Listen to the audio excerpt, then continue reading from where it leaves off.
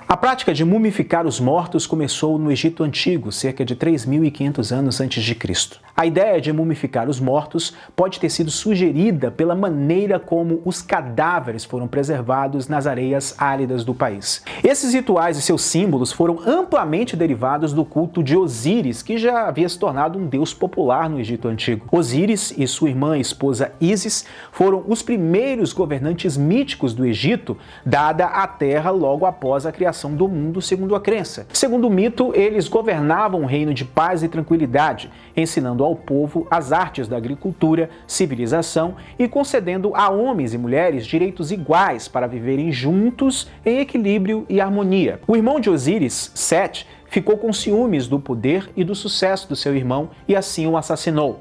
Primeiro, selando-o em um caixão e depois enviando para o rio Nilo. Depois disso, cortou seu corpo em pedaços e acabou espalhando por todo o Egito. Ísis recuperou as peças de Osíris, remontou ele e, com a ajuda da sua irmã Néftis, o trouxe de volta à vida. Osíris estava incompleto, no entanto, estava sentindo falta do pênis que havia sido comido por um peixe e, portanto, não podia mais governar a terra. Ou seja, sem um pinto você não é nada. Bom, eu não sei os outros homens que estão assistindo esse vídeo, mas assim como Osíris, eu também não me imagino sem o meu instrumento de trabalho aqui não. Ele desceu ao submundo, onde se tornou o Senhor dos Mortos antes de sua partida. Ísis havia acasalado com ele na forma de uma pipa e lhe deu um filho, Horus, que cresceria para vingar seu pai, recuperar o reino e novamente estabelecer ordem e equilíbrio na Terra.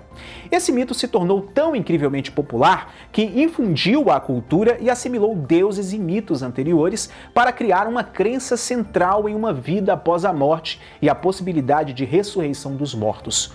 Osíris era frequentemente descrito como um governante mumificado e regularmente representado com pele verde ou preta, simbolizando a morte e a ressurreição. O culto de Osíris começou a exercer influência nos rituais mortuários e nos ideais de contemplar a morte como uma porta de entrada para a eternidade. Essa divindade, tendo assumido os poderes e rituais cultuais de outros deuses na necrópole ou cemitérios, ofereceu aos seres humanos salvação, ressurreição e felicidade eterna. A vida eterna só era possível se o corpo permanecesse intacto. O nome de uma pessoa, sua identidade, representava sua alma imortal, e essa identidade estava ligada diretamente à sua forma física. Os antigos egípcios acreditavam que a alma consiste em 9 partes separadas. Uma vez liberados do corpo, esses diferentes aspectos ficariam confusos e, a princípio, precisariam se centralizar por alguma forma familiar. Bom, agora vamos falar sobre os mumificadores, os coveiros do Egito Antigo, podemos dizer assim. Quando uma pessoa morria, ela era levada aos embalsamadores, que ofereciam 3 tipos de serviço.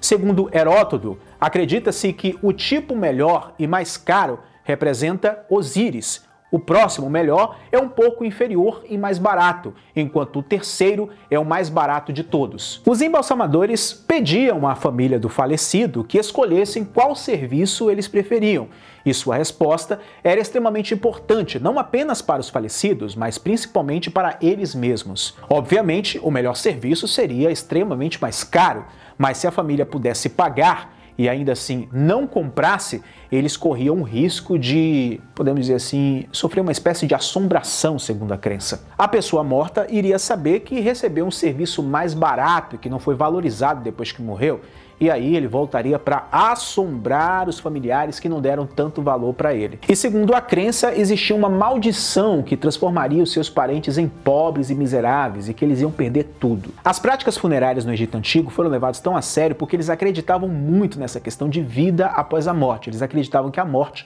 não era o fim da vida. E eles acreditavam também que o indivíduo que havia morrido poderia ouvir, inclusive, conversas, e se ele se sentisse ofendido, os deuses lhe dariam uma permissão para se vingar. Bom, agora vamos entender esse processo de mumificação. Primeiro, as pessoas escolhiam o nível do serviço que poderiam pagar. Uma vez escolhido, esse nível determinava o tipo de caixão e a forma de enterro, e também os ritos funerários disponíveis e o tratamento do corpo. O principal ingrediente da mumificação era conhecido como o sal divino natron. Era uma mistura de bicarbonato de sódio, sulfato de sódio e cloreto de sódio que ocorre naturalmente no Egito. Possui propriedades dessecantes e desengordurantes, e foi o dessecante preferido, embora o sal comum também tenha sido usado em enterros mais econômicos. O cérebro era removido pelas narinas com um gancho de ferro, e o que não pode ser arrancado com um gancho era, vamos dizer assim, lavado com algumas drogas.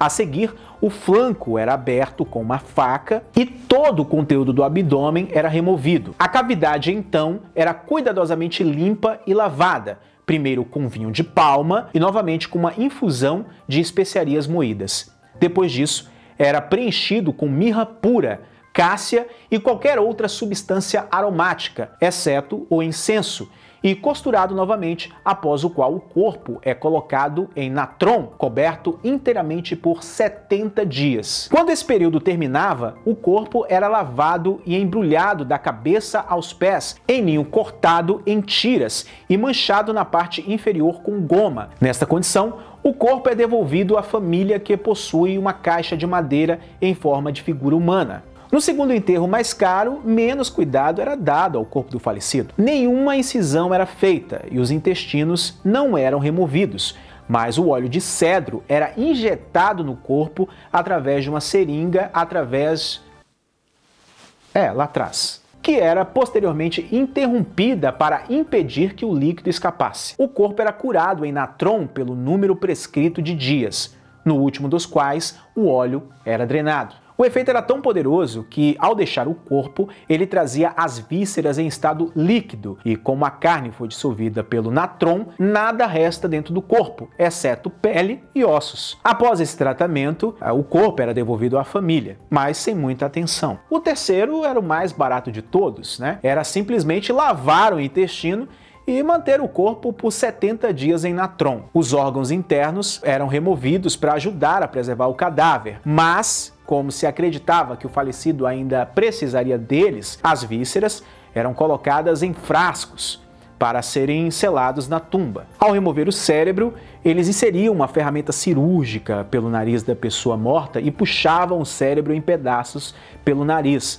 Mas também há evidências de embalsamadores que quebravam o nariz para aumentar o espaço e assim facilitar a saída do cérebro. Quebrar o nariz não era o método preferido, pois podia desfigurar a face do falecido, e o objetivo principal da mumificação era manter o corpo intacto e preservado da maneira mais realista possível. Esse processo foi seguido com animais e seres humanos. Os egípcios regularmente mumificavam seus gatos de estimação, cães, gazelas e até mesmo peixes. Todo tipo de bichinho que eles criavam, eles tinham o costume de mumificar, considerando uma encarnação do divino. Bom, esse foi o resumo do resumo. Se vocês quiserem, nós podemos voltar a falar sobre esse tema em outros vídeos, com mais detalhes e mostrando outros métodos de mumificação. Se você está me assistindo pelo Facebook, marca seus amigos aí nos comentários e pede para eles assistirem um vídeo, compartilha também que ajuda. Fica o convite para você seguir a página, se inscrever no canal, ativar o sino, mas não espere o YouTube te avisar, venha todos os dias conferir.